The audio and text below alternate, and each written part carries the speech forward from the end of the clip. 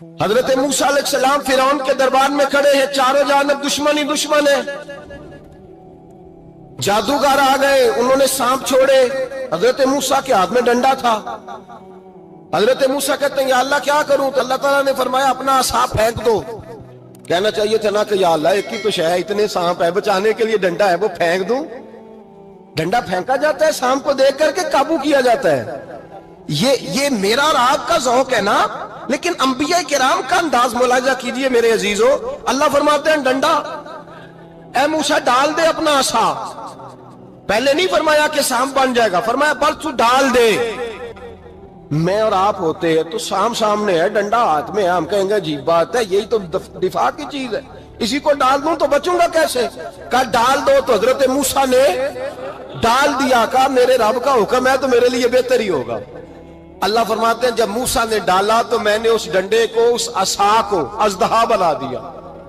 اب کبھی عصا بھی اژدہا بنے، کبھی چھڑی بھی بہت بڑا اژدہا بنی ہے، لیکن قرآن کہتا ہے جناب موسیٰ نے ڈالا تو اللہ نے اژدہا۔ بلکہ اس سے پیچھے چلیے، عورتیں کمزور یقین کی ہوتی ہیں نا۔ جناب موسیٰ پیدا ہوئے تو اللہ فرماتے ہیں میں نے موسیٰ کی ماں کے دل میں بات ڈالی، ماں کے دل میں صندوق میں ڈال کے تو اس کو دریا میں بہا دے۔ فرعون کو اس نے وہ خواب دیکھ لیا تھا کہ ایک ستارہ اٹھے گا اور پھر وہ گرے گا تو میری ساری سلطنت کو تباہ کر دے گا۔ نجومیوں سے اس نے پوچھ لیا، اس نے کہا کہ ایک بچہ پیدا ہوگا جو تیری سلطنت کو تباہ کرے گا۔ چاہیے تو یہ تھا کہ وہ توبہ کرتا، لیکن اس نے کیا کیا کہ اس نے بچوں کو قتل کرانا شروع کیا۔ یُسَبِّحُونَ أَبْنَاءَکُمْ، ذبح کرا دیتا تھا تمہارے بیٹوں، اور بچیوں کو وہ زندہ رکھتا تھا۔ تو حضرت موسیٰ جب پیدا ہوئے تو ان کی والدہ نے پتہ کیا کیا؟ ان کو ایک صندوق میں بند کر کے دریا میں بہا دیا۔ اب دریا میں بہتے جا رہے ہیں تو ماں تھی تو پریشان بھی ہو گئی، ان کی ہمشیرہ کو کہنے لگی ذرا دھیان رکھنا کدھر جاتے ہیں۔ حضرت موسیٰ علیہ السلام دریا میں بہتے بہتے نا، فرعون نے نا دریا کے کنارے مکان بنایا ہوا تھا۔ آپ کو پتہ ہے بادشاہوں کا ذوق ہوتا ہے، آج کل ہمارے جو حکمران ہیں انہوں نے اس کا نام فارم ہاؤس رکھا ہوا ہے، میرا فارم ہاؤس، اور پرانے زمانے میں لوگ ڈیرا کہتے تھے۔ تو اس نے بھی اس طرح کا فارم ہاؤس بنایا ہوا تھا۔ وہاں پہ حضرت موسیٰ علیہ السلام تیرتے ہوئے تابوت کے اندر، صندوق کے اندر جا رہے ہیں۔ فرعون اور ان کی بیوی حضرت آسیہ بے اولاد تھیں، بڑی تڑپ تھی بیٹے کی، وہ بھی وہاں کھڑی تھی۔ صندوق تیرتا ہوا آیا تو فرعون نے کہا کہ جاؤ پکڑ کے لاؤ دیکھو کیا ہے۔ جب وہ لے کے آئے نا تو آپ کی ہمشیرہ جو نگرانی کر رہی تھی پریشان ہو گئی کہ یہ تو اس کے ہاتھ لگ گئے، یہ تو اب مار ڈالے گا۔ لیکن جب خوبصورت اور چمکتا ہوا بچہ دیکھا تو بی بی آسیہ کہنے لگی یہ بنی اسرائیل کا ہے ہی نہیں، یہ تو پتہ نہیں کہاں سے بہتا ہوا یہاں آ گیا ہے، تم ایسے ہی چھوڑ، یہ پتہ نہیں کہاں سے ہے، رکھ نہ لیں، رکھ نہ لیں۔ تو حضرت موسیٰ علیہ السلام وہ کہنے لگا نہیں انہی کے ہیں، موسیٰ علیہ السلام اسی کے ہیں۔ تو آسیہ کہنے لگی تیرے تو سر پہ نا بس بھوت ہی سوار ہو گیا، ہر وقت وہی لوگ تجھے یاد رہتے ہیں، پتہ نہیں کہاں سے بہ کے آیا ہے۔ اب رکھ لیا، مان گیا فرعون۔ آپ فرعون کے گھر میں جو اس لیے بچے مروا رہا تھا کہ میری سلطنت حضرت موسیٰ پیدا نہ ہو جائیں، تو اسی کے گھر میں پرورش پانے لگے، اسی کے گھر میں۔ اب عورتیں منگائیں گئی دودھ پلانے کے لیے، تو حضرت موسیٰ علیہ السلام کسی بی بی کا دودھ نہیں پیتے، تو آپ کی ہمشیرہ نہ وہیں دائیں بائیں گھومتی رہتی۔ تو کہنے لگی جناب آسیہ سے کہ میں ایک بی بی کو جانتی ہوں، بڑی صاف ستھری ہے، مجھے امید ہے یہ بچہ اس کا دودھ پیے گا۔ تو فرعون کہنے لگا دوڑ کے لا، تو وہ اپنی والدہ کو لے کے آئیں تو حضرت موسیٰ نے فوراً دودھ پینا شروع کر دیا۔ فرعون کو پھر تھوڑا شک ہوا۔ ایک روایت یوں بھی لکھی ہے بعض لوگوں نے کہ فرعون ایک دن اٹھایا ہوا تھا حضرت موسیٰ کی، ابھی تھوڑی سی عمر تھی، تو آپ نے اس کی داڑھی پکڑ کے تو ایک گھونسا دے مارا، جلالی تو شروع سے ہے نا۔ تو کہنے لگا آسیہ تو مان نہ مان یہ بچہ وہی ہے۔ تو حضرت بی بی آسیہ کہنے لگی کہ تجھے غلط فہمی ہے، یہ وہ نہیں ہے۔ اس نے کہا دیکھو نا یہ تو اٹھاتی ہے تو پیار کرتا ہے، اور میرے جب قریب آتا ہے تو اس کے لب و لہجے میں تلخی محسوس کرتا ہوں۔ اس نے کہا بچوں کو کیا پتا۔ خیر ایک طرف اس نے کھانے پینے کی چیزیں رکھ دی، ایک طرف انگارے رکھ دیے۔ وہ بھی حضرت آسیہ کہتی ہیں کہ تجھے سمجھ آئے بچے بچے ہوتے ہیں۔ حضرت موسیٰ بچے تو تھے، پر تھے تو اللہ کے نبی نا۔ اللہ کے نبی تھے. جب اس نے کہا نا یہ بچے ہیں، تو حضرت موسیٰ علیہ السلام بجائے انگاروں کی طرف جانے کے، نبی تھے وہ سیدھے کھانے پینے والی چیزوں کی طرف بڑھنے لگے. فرعون کہنے لگا آپ بتا. اللہ تعالیٰ نے حضرت جبریل کو بھیجا. انہوں نے کہا ادھر نہیں جانا، آپ ادھر جائیے. تو آپ آگ کی طرف گئے اور ایک کوئلہ اٹھا کے زبان پہ رکھ لیا. تو آسی کہنے لگی سمجھ آئی، بچے کو کیا پتا کدھر جانا ہے کدھر نہیں جانا. اگر وہ اتنا ہی خیال ہوتا، وہی بچہ ہوتا تو آگ. اور بعد مفسرین نے لکھا ہے یہ جو حضرت موسیٰ دعا مانگتے تھے نا، رب اشرح لی صدری ویسر لی امری، یہ وہ آگ کا انگارہ جب کوئلہ منہ میں رکھا تھا نا، تو اس کی وجہ سے زبان میں کچھ لکنت آ گئی.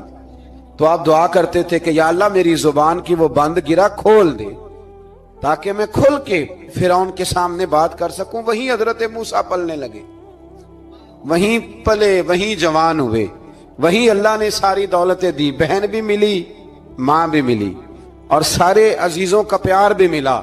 اسی گھر کے اندر اللہ نے پرورش کر کے فرعون کے ظلم سے بنی اسرائیل کو نجات عطا فرمائی. موسیٰ پھر فرعون کے گھر میں پلنے لگے، اور جب جوان ہو گئے تو فرعون کے ہاں جو ظلم ہوتا تھا حضرت موسیٰ اس پر بول پڑتے تھے، جلال فرماتے. تو فرعون پھر ناراض رہنے لگا، یہاں تک کہ اس نے آپ کو نکال دیا. آپ تشریف لے گئے وہاں سے. تو حضرت موسیٰ ایک دن شام کے وقت دوبارہ آئے بستی میں، لوگ سوئے ہوئے تھے. تو دو آدمی، ایک بنی اسرائیل میں سے اور ایک فرعون کی اپنی قوم میں سے، وہ دونوں آپس میں جھگڑ رہے تھے. لیکن وہ جو حضرت موسیٰ کی بنی اسرائیل کی قوم کا شخص تھا، اس پر وہ قبطی، وہ جو فرعون کے قریبی لوگوں میں سے تھا، وہ ظلم کر رہا تھا اور بوجھ اٹھانے کی بات کر رہا تھا. اب اس نے حضرت موسیٰ کو پکارا کہ یہ دیکھے میرے ساتھ کس طرح کی بات کر رہا ہے. تو حضرت موسیٰ کا ارادہ بھی نہیں تھا، آپ نے بس اس کو سمجھایا. پر کچھ لوگوں کو سمجھ، تو حضرت موسیٰ نے پھر ایک مکہ مارا، ایک گھونسا مارا، صرف ایک ہی. یہ کئی تگڑے اور دلیر اس طرح کے بھی ہوتے ہیں کہ گھونسا ایک بھی برداشت نہیں کرتے. وہ ایک مارا، آدمی دھڑام سے زمین پہ گرا اور ماری گیا. حضرت موسیٰ کا ارادہ نہیں تھا لیکن وہ مر گیا. حضرت موسیٰ علیہ السلام نے اس بات پر اپنے رب سے استغفار بھی فرمائی. قرآن کہتا ہے کہ انہوں نے معافی چاہی کہ اللہ میرا ارادہ نہیں تھا. بہرحال اگلے دن نا حضرت موسیٰ دوبارہ آئے. وہ سنا کرتے تھے نا ہم کہ بیوقوف دوست سے عقل مند دشمن بہتر ہوتا ہے. وہ کم از کم دشمنی تو عقل مندی سے کرتا ہے نا، لیکن جو بیوقوف دوست ہو بیوقوفی. حضرت موسیٰ دوبارہ آئے تو وہ بنی اسرائیلی اگلے دن کسی اور سے جھگڑا کر رہا تھا. پھر اس نے مدد کے لیے پکارا تو حضرت موسیٰ کہنے لگے مجھے لگتا یہ ہے کہ تیری عادت ہے، تو خود بڑا جھگڑالو ہے، تو نے روز نیا جھگڑا شروع کیا ہوتا ہے. حضرت موسیٰ جب اس کی طرف بڑھے نا ڈانٹنے کے لیے تو اس نے شور کرنا شروع کر دیا. کہنے لگتا ہے جس طرح آپ نے اسے کل قتل کیا تھا مجھے بھی قتل ہی کریں گے. یہ انسانوں کا مزاج ہے کہ آپ جب تک کسی کے طبیعت کے مطابق چلیں گے وہ راضی رہتا ہے، اور ذرا آپ اس کی طبیعت سے ہٹتے ہیں تو وہ شور کرتا ہے. اس نے کہا جی آپ مجھے بھی لگتا ہے ماریں گے. حضرت موسیٰ کلیم اللہ علی نبینا علیہ السلام کے بارے میں جب اس نے شور کیا تو بات پھر فرعون کے دربار تک گئی. وہ تو پہلے ہی بہانہ تلاش کر رہا تھا. اس نے کہا ڈھونڈو، پکڑو اور معاذ اللہ شہید کریں گے. کسی نے آ کے خبر دی کہ آپ جہاں سے ہجرت کر جائیں، اس لیے کہ آپ کے لیے یہاں حالات درست. اور بھائی یہ چھوڑ دیا کریں بات کہ فلاں آدمی کے حق میں فلاں جگہ حالات کیسے خراب ہوئے. تو نبی کریم علیہ السلام مکہ چھوڑ کے کیوں آئے؟ حضرت موسیٰ علیہ السلام نے ہجرت کیوں فرمائی؟ یہ ایک ایسی عجیب بحث ہے جس کو لوگ بلا وجہ چھوڑ دیتے، بلا وجہ چھیڑ دیتے. اور بالخصوص ایک خاتون نے ایک دفعہ مجھے پیغام دیا تو میں بڑی اس کی بات سن کے مجھے عجیب لگا. وہ کہنے لگی کہ دوسری جگہ میری شادی ہوئی ہے، مجھے طلاق ہو گئی تھی، تو مجھے ایک تانا روز سننے کو ملتا ہے تو اتنی اچھی ہوتی تو وہاں نہ رہ لیتی. تو بھئی یہ کوئی تانے والی بات ہے؟ کوئی ضروری ہے کہ بیوی غلط ہوتی ہے تو طلاق ہوتی ہے؟ اللہ کے محبوب علیہ السلام کی 2 صاحبزادیوں کو ابو لہب کے 2 بیٹوں نے طلاق بھیج دی تھی. کس کی غلطی تھی؟ تو آپ کیا کہہ سکتے ہیں یہاں کیوں طلاق؟ تو اتنی جلدی بات تھوڑی کر دیں گے آپ، تھوڑی احتیاط فرمائیں بولنے میں. تو حضرت موسیٰ علیہ السلام وہاں سے نکلے اور آپ مدین کی طرف چلے گئے. مدین وہ علاقہ تھا جہاں فرعون کی حکومت کوئی نہیں تھی. حضرت موسیٰ جیسے ہی وہاں پہنچے تو ان کے اندر ایک جذبہ تھا, ظلم ہوتا نہیں دیکھ سکتے. جب وہاں پہنچے تو انہوں نے دیکھا لوگ اپنے اپنے جانوروں کو گھاٹ پہ پانی پلا رہے ہیں, اور 2 خواتین ہیں وہ بالکل پیچھے کھڑی ہیں. تو حضرت موسیٰ کلیم آگے بڑھ کے کہنے لگے تم کیوں نہیں پانی پلاتی؟ تو وہ کہنے لگی ہمارا بھائی کوئی نہیں, باپ ہمارا بوڑھا ہے. اللہ اکبر. مجبوری یہ ہے, ہم ہیں بھی پردہ دار گھرانے کی, مجبوری ہماری یہ ہے کہ جب تک یہ سارے لوگ پانی پلا نہیں لیں گے اتنی دیر تک ہماری باری نہیں آئے گی. تو حضرت موسیٰ کلیم اللہ علیہ السلام فرمانے لگے اچھا یہ بات ہے تو جانور مجھے دو. وہ ہو یہ رہا تھا کہ چونکہ مرد پانی پلا رہے تھے تو اور جتنے بھی مرد آتے جاتے تھے وہ گھستے جاتے تھے, اور عورتیں بیچاری کھڑی تھیں. حضرت موسیٰ جھٹ سے آگے بڑھے, پیچھے ہٹو.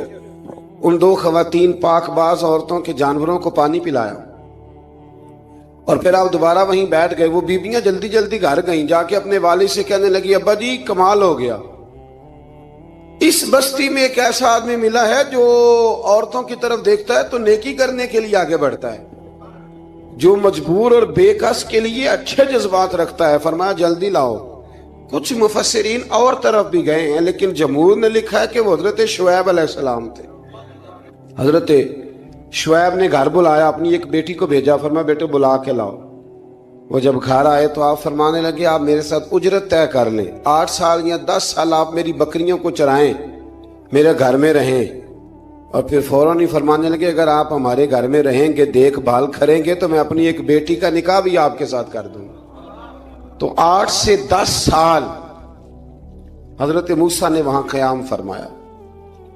اور پھر جب آپ کا نکاح ہو گیا تو آپ اپنی بیوی کو لے کے مصر کی جانب جا رہے تھے, تو رستے میں نا ٹھنڈ زیادہ ہو گئی, تو اپنی زوجہ سے کہنے لگے وہاں آگ جل رہی ہے, میں تیرے لیے آگ لے کے آتا ہوں تاکہ تو تاپ سکے, گرمی حاصل کر سکے. وہاں گئے تو درخت سے آواز آئی موسیٰ میں تیرا رب ہوں.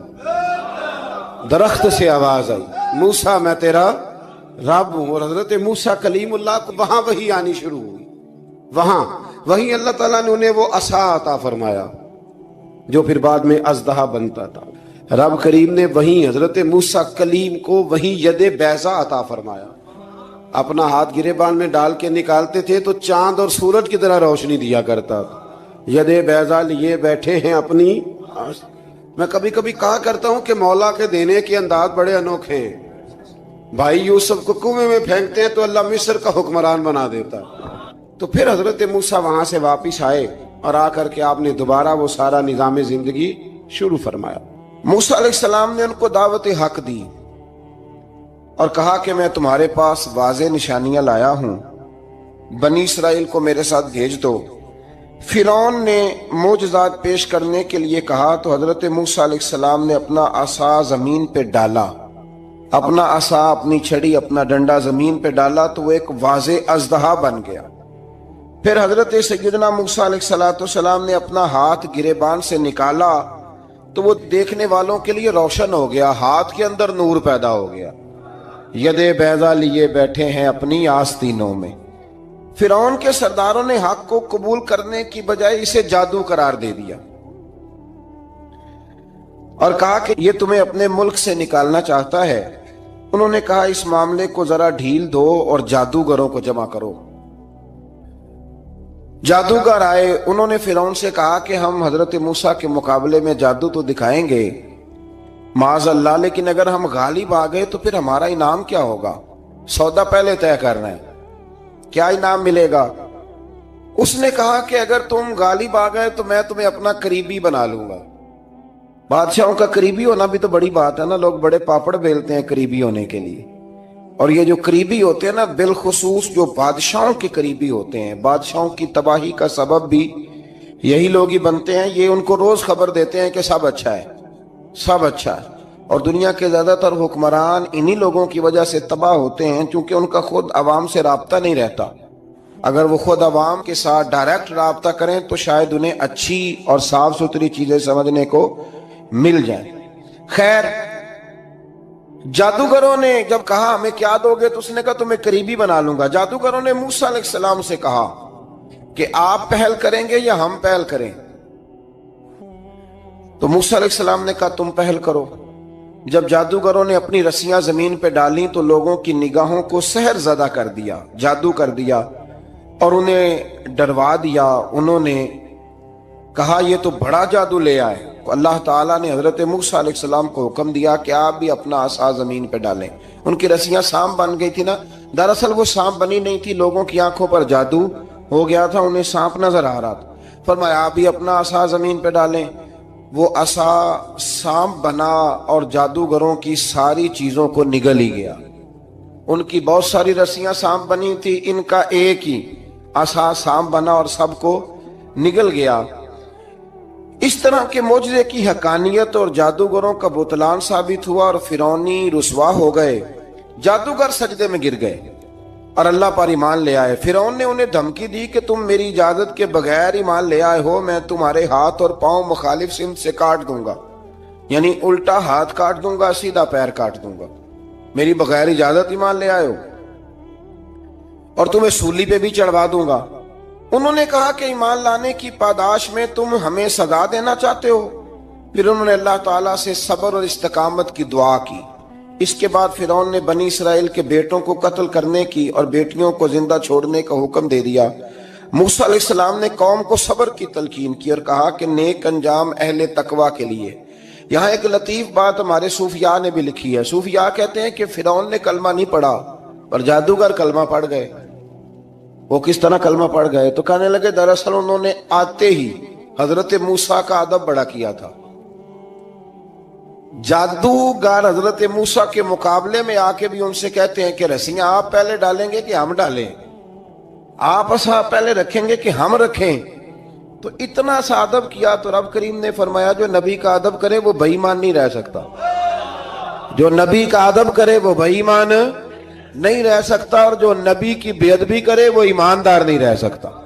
ختم ہو گئی بات۔ یہاں ہمارے صوفیاء نے یہ بات لکھی ہے کہ چونکہ انہوں نے آتے ہی کہا تھا کہ آپ پہلے ڈالیں گے یا ہم پہلے ڈالیں، تو حضرت موسیٰ سے انہوں نے پوچھ لیا، نبی کے پوچھے بغیر پہل نہیں کی تو اللہ نے انہیں ایمان کی دولت عطا کر دی۔ اللہ تعالیٰ نے فرعونیوں پر قحط سالی کا عذاب نازل کیا۔ فرعونیوں کا طریقہ یہ تھا کہ اچھائی کو اپنا کمال گردانتے تھے، کہتے تھے یہ ہماری طرف سے، اور برائی کو معاذ اللہ بدشگونی کے طور پر موسیٰ علیہ السلام کی طرف منسوب کرتے تھے، کہتے تھے معاذ اللہ آپ کی وجہ سے یہ سارا کچھ ہو رہا ہے۔ ہوتے نا، نہیں کہتے ہیں جب سے میں وہاں گیا ہوں تب سے۔ ہمارے بزرگ ایک لطیفہ بھی سنایا کرتے تھے کہ کسی زمیندار نے نماز پڑھنی شروع کی تھی تو اس کے جانور مرنے شروع ہو گئے۔ اب لوگ سمجھتے ہیں کہ معاذ اللہ شاید یہ کسی بزرگ کے سبب سے ایسا ہے، حالانکہ یہ تو اللہ کی طرف سے آزمائش ہوتی ہے، اس کی حکمتیں ہوتی ہیں۔ اللہ تبارک و تعالیٰ نے ان پر عذاب کیا نازل کیا؟ آیت نمبر 130 اور 143 کا بھی آپ سورہ اعراف کی پڑھیں تو اللہ تعالیٰ نے ان پر ٹڈیوں کا، جموں کا، مینڈکوں کا اور خون کا عذاب نازل کیا۔ یہ کس قسم کا عذاب ہے؟ جمعے پڑ گئے، ٹڈیاں آ گئیں، یہ اللہ نے عذاب نازل کیا۔ جب وہ عذاب میں مبتلا ہوئے تو موسیٰ علیہ السلام سے کہا کہ آپ اللہ سے دعا کریں کہ ہم سے یہ عذاب ٹل جائے، اگر ایسا ہوا تو ہم ایمان لے آئیں گے، بنی اسرائیل کو بھی آزاد کر دیں گے۔ لیکن موسیٰ علیہ السلام کی دعا کے نتیجے میں جب عذاب ٹل جانے کے بعد فرعونی پھر اپنے وعدے سے پھر گئے۔ بنو قریظہ والوں نے بھی کئی دفعہ حضور سے وعدے کیے پر اپنے وعدوں پر قائم۔ ایک بات آپ سے یہاں روک کے عرض کر دوں، ہم بھی کئی دفعہ کہتے ہیں ذرا بریک کبھی گاڑی کی نہیں نہ لگتی تو ہم ارادہ کرتے ہیں کہ آج سے ہی نماز شروع کر دینی۔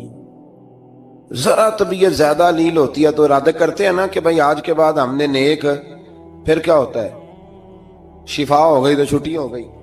یہ طریقہ درست نہیں، یہ تو کفار کا طریقہ بیان کیا نا قرآن پاک نے۔ یہاں فرمایا جب اللہ تبارک و تعالیٰ نے انہیں نجات دے دی تو اپنے وعدے سے مکر گئے، تو پھر اللہ تبارک و تعالیٰ نے بنی اسرائیل کو سمندر پار کر کے ایسی قوم کے پاس پہنچا دیا جو بتوں کی پرستش کرتی تھی۔ وہ تو بچ گئے لیکن فرعونی سارے دریا کے اندر غرق ہو گئے۔ حضرت موسیٰ علیہ السلام سے کہنے لگے کہ ہمارے لیے بھی ایک خدا بنا دیجئے۔ حضرت موسیٰ علیہ السلام نے فرمایا بت پرستی کرنے والے جاہل ہیں، یہ بت پرست قوم کے پاس جب گئے نا بنی اسرائیل والے، بت پوجتے ہوئے دیکھا تو کہنے لگے ہمارے لیے بھی سامنے بنا کے رکھ دو۔ فرمایا یہ تو جاہل ہیں، تم انہیں دیکھ کے اثر قبول کر رہے ہو، اور اپنی جاہلیت کے باعث یہ ہلاک ہونے والے بھی ہیں۔ پھر اللہ تعالیٰ نے بنی اسرائیل پر اپنی نعمتوں کا ذکر فرمایا، اور موسیٰ علیہ السلام نے اپنی قوم میں ہارون علیہ السلام کو اپنا جانشین فرمایا اور کوہ طور پر تشریف لے گئے۔ اللہ نے فرمایا وہاں آ جائیں، میں آپ کو تورات عطا کرتا ہوں۔ 40 دن کا یہ عرصہ تھا۔ موسیٰ علیہ السلام نے وہاں پہ جا کے، وہ سارا واقعہ بھی انہی آیات میں ہے کہ حضرت موسیٰ نے عرض کیا تھا کہ رب ارنی، یا اللہ میں تجھے دیکھنا چاہتا ہوں، تو فرمایا لن ترانی، تو نہیں دیکھ سکتا۔ وہ بھی یہاں اللہ نے ذکر فرمایا۔ پھر اللہ تعالیٰ نے اپنی ایک تجلی جب کوہ طور پہ ڈالی تو حضرت موسیٰ علیہ السلام تاب نہ لا سکے اور بے ہوش ہو گئے، اور پہاڑ بھی ریزہ ریزہ ہو گیا۔ اس کا ذکر بھی اللہ نے انہی آیات میں فرمایا۔ آیت نمبر 144 سے 155 تک حضرت موسیٰ علیہ السلام کو رسالت عطا کرنے، کلیم اللہ کا منصب عطا کرنے، تورات عطا کرنے کا ذکر ہے۔ آگے چل کے بتایا کہ جو متکبر لوگ ہیں نا، وہ آیات الہیہ سے منہ پھیرتے، اور جو لوگ اللہ کی آیات اور قیامت کو جھٹلاتے ہیں ان کے اعمال باطل ہیں۔ پھر موسیٰ علیہ السلام کے کوہ طور پر قیام کے عرصے میں بنی اسرائیل کے زیورات سے بچڑا بنا کر اسے معبود بنانے کا ذکر ہے۔ ان میں ایک جادوگر تھا سامری، سنا ہے سلالہ میں اس کی قبر ہے۔ حضرت موسیٰ کوہ طور پہ چلے گئے تو اس نے پیچھے سے نا سونے کا ایک بچڑا بنا لیا، اس میں سونے کی تاریں اس کے منہ میں لگائیں، ہوا چلتی تھی تو بجتی تھی۔ اتنے کمزور عقیدے کی یہ قوم تھی کہ انہوں نے فٹافٹ ماننا شروع کر لی، فٹافٹ ماننا، کہنے لگے یہ ٹھیک ہے۔ چنانچہ موسیٰ علیہ السلام جب واپس آئے تو قوم پر غصے اور افسوس کا اظہار فرمایا اور کہا میرے پیچھے تم نے ایسا برا کام کیا۔ انہوں نے تورات کی تختیاں بھی زمین پہ ڈالیں اور اپنے بھائی ہارون علیہ السلام کا سر پکڑ کے اس سے جواب طلبی کی۔ انہوں نے کہا اے میرے ماں جائے، بڑے خوبصورت لفظ ہے قرآن پاک، اے میرے ماں جائے، اے میرے بھائی، قوم نے مجھے بے بس کر دیا اور قریب تھا کہ یہ مجھے قتل بھی کر دیتے۔ اب آپ مجھ پر سختی کر کے دشمنوں کو ہنسنے کا موقع نہ دیں، کبھی بھی دشمنوں کو اپنے اوپر ہنسنے کا موقع نہ دینا چاہیے۔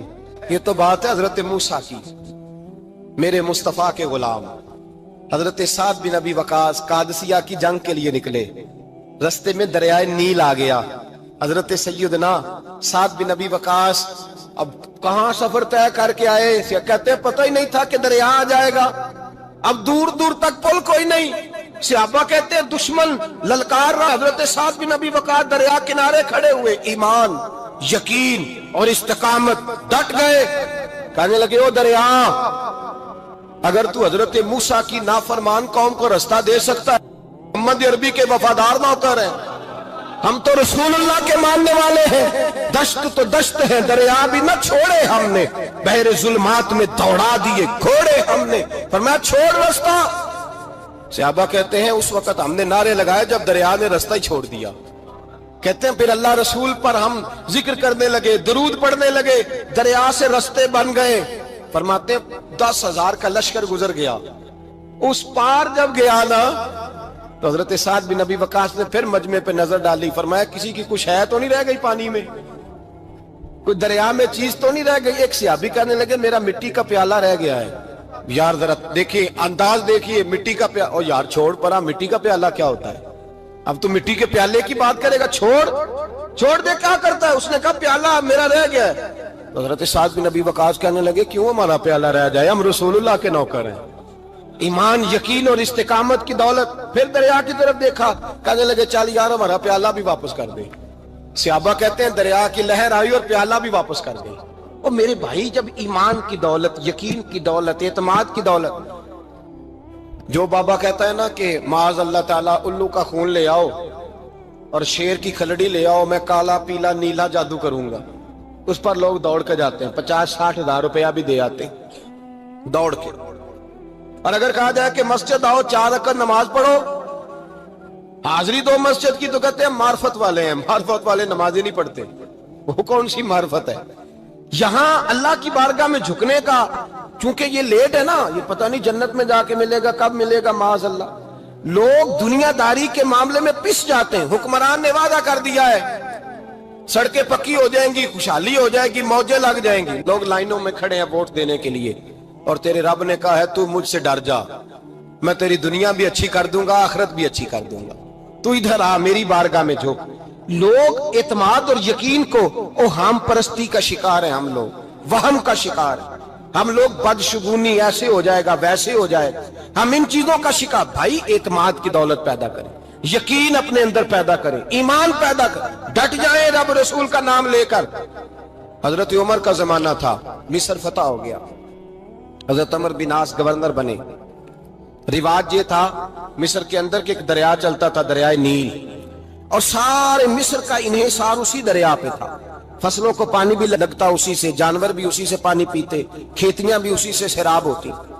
سال کے بعد وہ دریا خشک ہو جاتا تھا, سال کے بعد وہ دریا خشک ہوتا, اور جب خشک ہوتا نا تو ایک کواری لڑکی قتل کر کے دریا میں ڈالتے, پھر وہ دریا چلتا.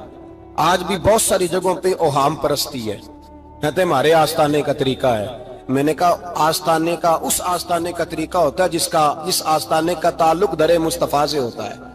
باقی کسی آستانے کا اپنا کوئی ذاتی طریقہ نہیں. طریقہ وہ جو میرے نبی پاک کا طریقہ ہے, اس سے ہٹ کر کون سا طریقہ ہے. ہمارے آستانے کا طریقہ ہے, ہماری یہ رسم ہے, ہمارا یہ رواج ہے, اٹھا کے بھاگ جاؤ رسم و رواج.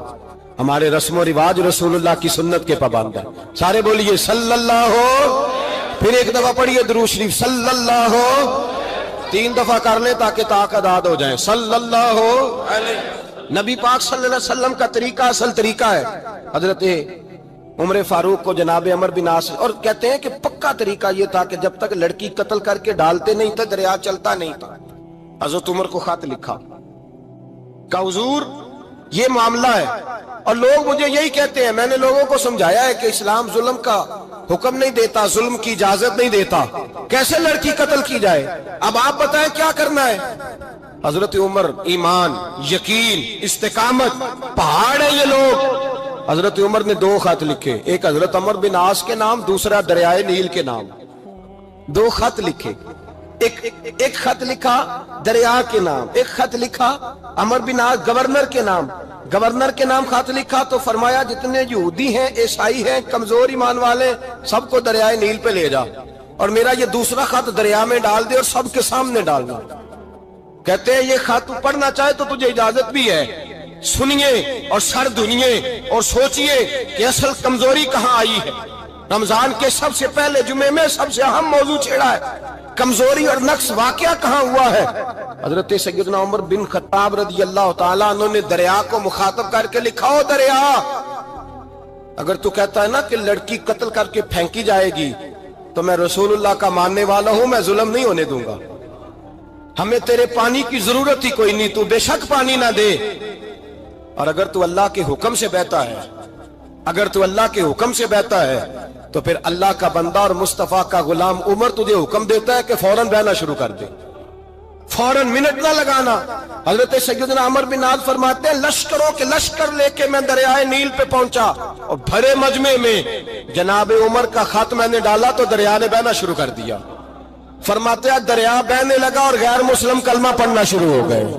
لوگ مجھے کہنے لگے کیا دکھایا ہے جو کلمہ پڑھ رہے ہیں, تو میں نے کہا دکھایا کچھ بھی نہیں, یہ حضرت عمر کے ایمان کی قوت کی برکت ہے کہ بہت سارے لوگوں نے کلمہ پڑھنا شروع کر دیا. یہ ایمان کی قوت. ڈرو مسلمان, سہما ہوا مسلمان, یہ کبھی امریکہ کے پیچھے بھاگتا ہے, کبھی یورپ کے پیچھے بھاگتا ہے, کبھی ادھر جاتا ہے, کبھی ادھر جاتا ہے. اپنی دنیا آپ پیدا کر, اگر زندوں میں ہے, سر آدم ہے, ضمیر کن فقہ ہے زندگی. جب ایمان کی طاقت پیدا ہوتی ہے, جب قوت پیدا ہوتی ہے, پھر انسان کے اخلاق سمر جاتے ہیں, پھر اس کا نظریہ سیدھا اللہ رسول کی ذات پر جا کے کھڑا ہوتا ہے. جنہیں آزمایا گیا تھا حضرت ابو بصیر رضی اللہ تعالیٰ.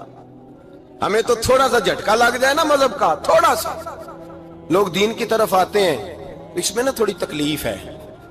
صحیح بخاری کی حدیث, اس میں تکلیف ہے, سچ کہہ رہا ہوں, صحیح بخاری کی حدیث ہے. ایک صحابی نے کہا تھا حضور میں آپ سے پیار کرتا ہوں. نبی پاک نے فرمایا اچھی طرح سوچ لے. میں سوڑیا نہیں پیار ہے, فرمایا چل پھر سوچ لے. حضور بڑا پیار, میں سوچ لے. کہا محبوبہ بڑا پیار ہے. نبی پاک نے فرمایا پھر تیاری کر لے, جس طرح گہری جگہ پہ پانی تیزی سے آتا ہے تیری طرف مشکلات بھی تیزی سے آئیں گی. तेजी से। ये शहादत का है उल्फत में कदम रखना। लोग आसान समझते हैं मुसलमान होना, जरा अच्छी तरह सोच ले, जो मुझसे मोहब्बत का दावा करेगा उसे तकलीफ है, बोलो उसे तकलीफ है, ये पक्की बात। जो मोहब्बत में मुखलस हो वो देख ले मैं आजमाइश में कितना हूं। तो अगर कोई कहता है नहीं मजहब में जाएंगे तो मौजें लग जाएंगी, तो ये बात दुरुस्त नहीं है, ये तो बड़ा मुश्किल काम है। ये तो उससे पूछो ना जो इस मनसब पे है। ये कठिन मरहला है, कठिन। ये शहादत का है उल्फत में कदम रखना। लोग आसान समझते हैं मुसलमान होना, रोता है फलक बरसों, फिर जाके ये हालात दुरुस्त होते हैं। तो भाई याद रखें और समझें, हजरत अबू बसीर रदी अल्लाह तआला अन्हु, नबी पाक सल्लल्लाहु अलैहि वसल्लम ने ना तय कर लिया कुफार के साथ। हुदैबिया की जंग हुई तो फरमाया अगर कोई मुसलमान मक्के चला जाएगा तो काफिर कहने लगे हम वापस नहीं करेंगे, और अगर कोई कलमा पढ़ने वाला सताया हुआ मुसलमान मदीने आएगा तो मुसलमानों को वापस करना पड़ेगा। मुसलमान अपना बंदा नहीं रख सकते। और मुसलमानों का कुछ शख्स गलती से भी मक्के चला गया तो मक्के वाले वापस नहीं करेंगे। हजरत अबू बसीर रदी अल्लाह तआला अन्हु सहाबी थे, बाप ने, भाई ने, महल्ले वालों ने कैद किया हुआ था कलमा पढ़ने की वजह से, पैरों में जंजीरें थी, बेड़ियां थी। किसी तरीके से जेल तोड़ के दौड़े, मदीने पहुंचे। कहते हैं रस्ते में किसी आदमी के साथ घोड़े पे कुछ देर बैठा, फिर पैदल चला। सहाबा कहते हैं इतना दर्दनाक मंजर बड़ा कम हमने देखा। अबू बसीर जिस गली से गुजरते वहां खून फैल जाता, उनकी टांगे खून से कटती, वो जंजीरें बंधी हुई। दरे रसूल पे हुजूर मैं भाग के आया हूं। कहते अभी नबी पाक सल्लल्लाहु अलैहि वसल्लम उनकी बात सुन ही रहे थे कि पीछे से कुरैश के 2 सिपाही भी आ गए। कहने लगे ये भाग के आया है और आपका वादा था कि आप वापस करेंगे। चश्मे ज़दन में जरा सोचना, चश्मे ज़दन में थोड़ी देर के लिए गौर करना कि हमें हमारा उस्ताद, हमारा पीर धुतकार दे के जा दौड़ जा, तो कहते हैं बिस्मिल्लाह जनाब ये जा रहे हैं। ईमान की पुख्तगी देखें, उसने तो हमें निकाल ही दिया जी, वो कैसा बंदा है। यहाँ तो किसी के यहाँ कोई फातिहा पढ़ने ना जाए तो लोग बिगड़ जाते हैं। कहते उसने सलाम नहीं ली, फातिहा नहीं पढ़ी, बस खत्म, उसको एहसास ही नहीं। हजरत सैयदना अबू बसीर सामने खड़े, सामने 2 सिपाही आ गए। जरा देखिए ईमान की पुख्तगी, ईमान, यकीन और इस्तिकामत। इमाम बहकी ने दलाइल के अंदर लिखा है, फरमाते हैं नबी करीम सल्लल्लाहु अलैहि वसल्लम ने उनकी तरफ देखा तो हुजूर की मुकद्दस आंखें आंसुओं से भर गईं। हुजूर ने फरमाया अबू बसीर तेरी तकलीफ मुझे नजर आ रही है, पर मैंने वादा किया हुआ है, मैंने वादा। भाई यहां डट के रहना बड़ा मुश्किल है, यहां कायम रहना बड़ा कठिन मरहला है। यहां आजमाइश के मौके पर दीन पर उन्होंने तो रखा ही नहीं। लोग ताने देते हैं, बातें करते हैं, रखा ही नहीं, तू फिर उनका बनता है। हुजूर ने फरमाया तुझे जाना पड़ेगा।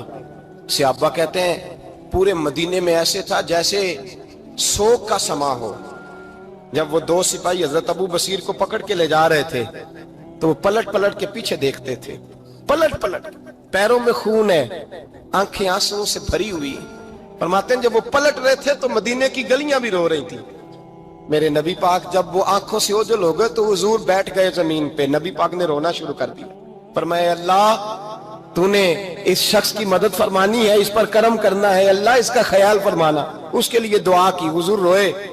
हजरत अबू बसीर बाहर निकले तो वो जो काफर थे ना, वो कहने लगे तू बड़ा बनता था उनका, उन्होंने तुझे रखा नहीं, तुझे रखा भी नहीं। तो हजरत अबू बसीर ने थप्पड़ मारा मुंह पे, कहने लगे मैं वो नहीं जो थोड़ी सी बात से बदल जाऊं।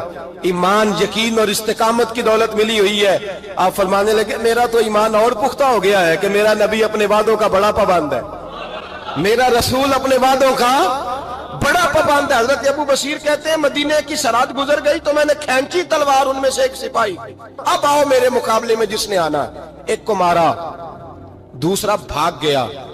फरमाते अब मैं मक्के जा नहीं सकता था, जाऊंगा तो वो ज्यादा मारेंगे। मदीने हुजूर ने कबूल ना फरमाया। फरमाते एक जंगल में जाके अल ईस नाम की एक बस्ती थी, वहां डेरा लगा लिया। दरिया के किनारे पानी पी लेता, पत्ते खा लेता, तन तंदूर हड्डां दा बालन ते असी हावा नाल तपाया, कप कप मुखियां पेड़े कीते ते उत्तों सबर पलेथन लाया, तन दी हांडी ते मन दा सालन उत्ते लून सबर दा पाया। गुलाम फरीदा वे मैं सारी तेरी, गुलाम फरीदा वे मैं सारी तेरी, तेनू अजे यकीन नहीं आया। फरमाते सालों पत्ते खाए, अब जो भी वहां से तंग होता वो मेरे पास आके पना लेता। جس کو مکے والے مارتے میرے پاس آ کہتے ہیں تانے دینے والے آگے کہتے ہو تم کس طرح کے نوکر ہو, تمہیں تو انہوں نے رکھا ہی نہیں. ہم نے کہا چپ کر جا, وہ ہمارے آقا ہیں, وہ ہمارے آقا ہیں, رکھیں تب بھی ٹھیک ہے, نہ رکھیں اللہ اکبر. ایمان دیکھو, قوت دیکھو, جڑیاں خسماں دی وچ رضا وسن پاگ جاگ جاندے انہاں گولیاں دے تے میں گڈی ہتھ ڈور سجن دے او جنج رکھے اونج رہنا ہے. واجب نہیں جے وچ شریعت مندہ خسم نو کہنا. فرمایا بس ٹھیک ہے, جس طرح حضور راضی ویسے ہی ہم راضی. حضرت ابو بصیر رضی اللہ تعالیٰ عنہ کے پاس 300 صحابہ کٹھے ہو گئے, 300. حضرت ابو بصیر جب مدینے کی سرحد سے گزر رہے تھے نا تو نبی پاک نے ایک آواز دی تھی, فرمایا ابو بصیر ایک وقت آئے گا کہ میرا پیغام تجھ تک پہنچے گا, ایک ٹائم آئے گا. حضرت ابو بصیر سے جب کوئی کہتا نا کہ زندہ کس بات پہ ہو تو فرمانے لگے مصطفیٰ کے فرمان پہ بڑا یقین ہے, بلاوا آئے گا, مجھے بلاوا, مجھے یقین ہے کہ مجھے بلاوا, بڑی امید ہے سرکار قدموں میں بلائیں گے اور کرم کی جب نظر ہوگی مدینے, مجھے یقین ہے کہ مجھے بلاوا. حضرت ابو بصیر رضی اللہ تعالیٰ عنہ فرماتے ہیں کہ وقت گزرتا گیا, 300 لوگ کٹھے ہو گئے. جب کوئی مسلمانوں کا قافلہ مکے کے پاس سے گزرتا تو مکے والے لوٹ لیتے تھے. حضور نے بھی اجازت دی مدینے والوں کو, اگر ان کا قافلہ کوئی آئے تمہیں بھی حملے کی اجازت ہے, کفر کا مال مال غنیمت ہے. حضرت ابو بصیر کہتے ہیں جب بھی ہمارے قریب سے وہ رستہ تھا شام کی طرف جانے کا, جب بھی کافر گزرتے ہم ان کے قافلے پکڑ لیتے, لوٹتے, ہم بھی ان کو اس طرح کی سزا دیتے جو مسلمانوں کو دیتے تھے. فرماتے ہیں ان کا جینا محال ہو گیا, ہاتھ باندھ کے نبی پاک کی بارگاہ میں گئے, کہنے لگے یہ شرک ختم فرما دیں اور آپ ان کو بلا لیں, بلا لیں. حضرت ابو بصیر فرماتے ہیں میں بوڑھا آدمی تھا, دن بھر میں کام کرتا, محنت کرتا, اس علاقے میں کھیتی باڑی کرتا. جب رات ہوتی تو میں کسی پہاڑ کے ٹیلے پہ بیٹھتا اور مدینے کی جانب منہ کر لیتا اور میں انتظار کرتا بلاوا کب آئے گا, کب حضور کا پیغام آئے گا, میں انتظار کرتا. حضرت ابو بصیر رضی اللہ تعالیٰ عنہ بیمار ہو گئے, شدید بیمار, سخت بیمار تھے تو قریش نے شیخ ختم کی. حضرت ابو ہریرہ کہتے ہیں نبی پاک نے 2 صحابہ کو رکا دیا, فرمایا جاؤ اسے جا کے کہو آ جائے, اسے کہو آ جائے. صحابہ کہتے ہیں ہم پہنچے تو ان کا آخری وقت چل رہا تھا, آخری ہجکیاں تھیں. ایمان اور یقین دیکھو, آخری ہجکیاں. لوگ کہتے ہیں ابو بصیر وقت آ گیا, وہ کہتے ہیں نہیں ابھی وقت نہیں آیا, وقت تب آئے گا جب نبی پاک کا بلاوا آئے گا. حضور کا وعدہ تھا وقت تب آئے گا جب میرے نبی کا بلاوا آئے گا, ابھی بلاوا نہیں آیا تو ابو بصیر کا وقت بھی نہیں آیا. صحابہ کہتے ہیں ہم نے جا کے رکا, تھمایا, اٹھنے کی بھی طاقت نہیں تھی. جب حضور کا رکا لیا نا تو دونوں یوں مٹھیاں بند کر لی, گویا جھوم جھوم کے نعرے لگانے لگے آؤ دیکھو میرے نبی کے وعدے کتنے سچے ہیں, آؤ دیکھو حضور کے وعدے. چومتے حضور کا نامہ, سر پہ رکھتے, سینے سے لگاتے, اور کہتے ہیں پھر بلند آواز سے کلمہ پڑھنے لگے. کہنے لگے حضور میں حاضر ہوا, یا رسول اللہ میں آیا. کہتے بلند آواز سے کلمہ پڑھا اور ان کی روح پرواز کر گئی, ان کی روح پرواز کر گئی. نبی رحمت صلی اللہ علیہ وسلم کے غلاموں کا یقین, اعتماد اتنے اعلیٰ درجے کا.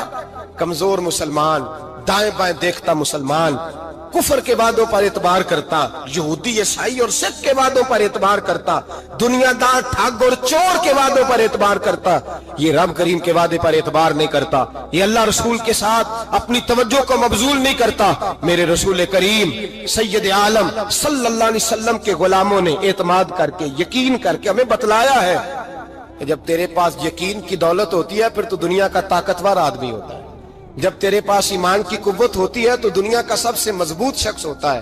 اپنے آپ کو مضبوط کریں.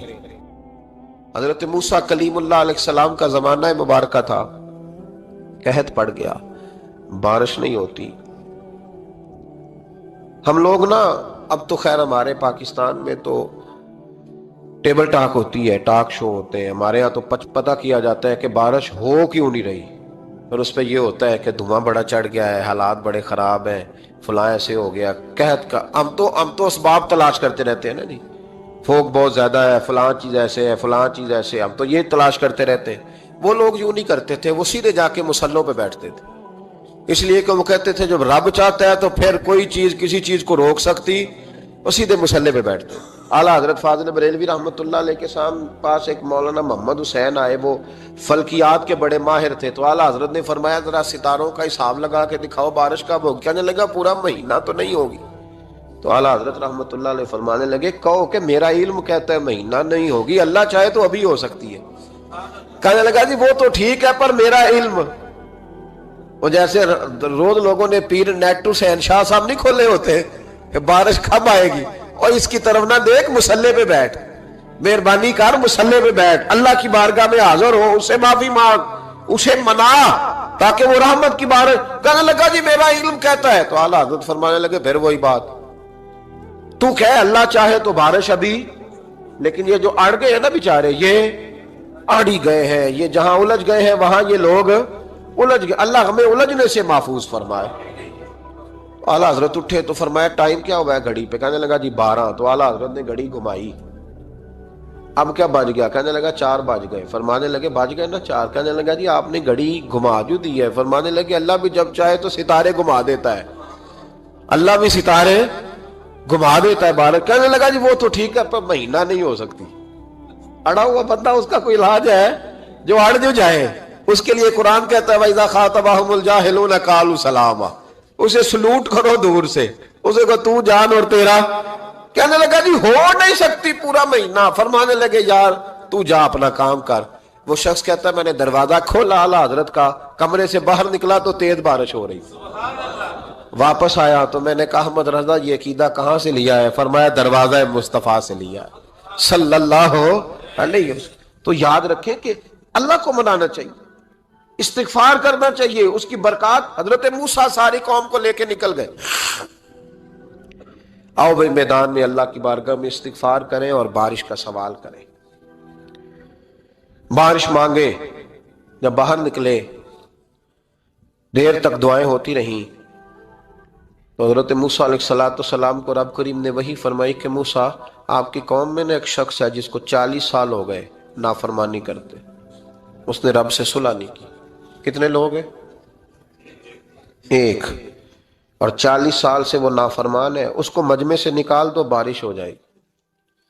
اگر ایک گناہگار کی وجہ سے بارش رک جاتی ہے، اور جہاں دروازے کھلے ہوئے ہوں، جہاں تنہائیاں خوفناک ہوں، اور جہاں تباہی اتری ہوئی ہو، اور جہاں لوگ کروڑوں روپیہ مال ہڑپ کر گئے ہوں، اور جہاں علماء کو ہاتھ کڑیاں لگا کے ٹھنڈی زمینوں پہ لٹا دیا جائے، اور قوم کہہ رہی ہو اچھا ہوا اچھا ہوا، اور لوگ پھبتیاں اڑا رہے ہوں، مذاق کر رہے ہوں، تو پھر اس قوم پہ کس طرح کر کے فضل الہی۔ اور یہ مولوی کا معاملہ نہیں، یہ تو ممبر رسول کا معاملہ ہے۔ میرے مصطفیٰ نے یہ نہیں کہا پیر میرا وارث ہے، حضور نے فرمایا عالم میرے دین کے وارث ہے۔ ہاں حضور نے فرمایا جس نے عالم کے چہرے کا دیدار کیا سمجھے میں نے اپنے نبی کی زیارت کی ہے۔ لیکن یہاں تو خیر یہ عنوان نہیں، ورنہ میں اس پر جاتا۔ ہائے، تو کہا ایک بندہ ہے 40 سال سے اللہ کی نافرمانی کر رہا ہے، وہ اگر نکل جائے تو بارش ہو جائے گی۔ حضرت موسیٰ نے اعلان کر دیا بھی ایک شخص ہے، وہ اگر نکل جائے تو بارش ہو جائے گی۔ پتہ تو ہوتا ہے نا سب کو، مجھے بھی پتہ ہے کہ میں اندر سے کیسا ہوں، اور آپ کو بھی خبر تو ہوتی ہے نا جی۔ جب بات ہو رہی ہوتی ہے تو پھر پتہ تو چلتا ہے نا کہ بات کہاں جا کے سیٹ ہو رہی ہے، پتہ چلتا ہے نا۔ اسے بھی چل گیا پتہ، اب اندر ہی اندر رونے لگا۔ اور دیکھو امام رازی اور امام غزالی دونوں نے لکھا ہے کہ اس درد سے رویا، اس درد سے کہ ادھر والے کو بھی پتہ نہ چل جائے، مجمع کے اندر کھڑا ہے اور ادھر والے کو بھی استغفار، دیکھو ادھر والے کو پتہ نہ چل جائے اور ادھر والے کو بھی کہیں ہجوم میں غم میں بھی توہین نے ضبط غم نہ ہوئی۔ ہم اس احتیاط سے روئے کہ آنکھ نم نہ ہوئی، ہجوم میں غم میں بھی توہین نے ضبط غم نہ ہوئی۔ ہم اس احتیاط سے روئے کہ آنکھ نم نہ ہوئی، روئے بھی پر کسی کو آنسو نہیں دیکھنے دیے۔ اب اس درد سے کہتا ہے اللہ تو معاف کرنے والا ہے۔